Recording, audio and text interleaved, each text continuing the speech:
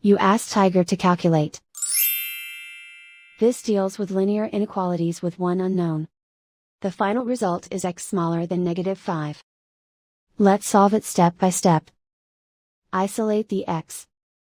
Divide both sides by -16. Whenever you multiply or divide by a negative, reverse the inequality sign.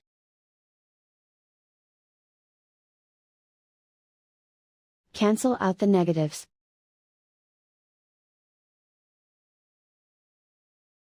Simplify the fraction.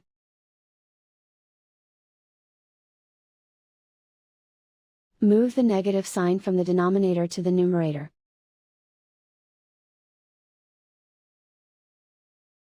Find the greatest common factor of the numerator and denominator.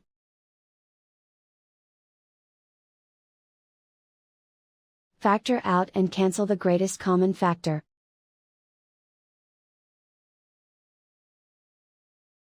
Plot the solution on a coordinate grid. And so the final result is x smaller than -5.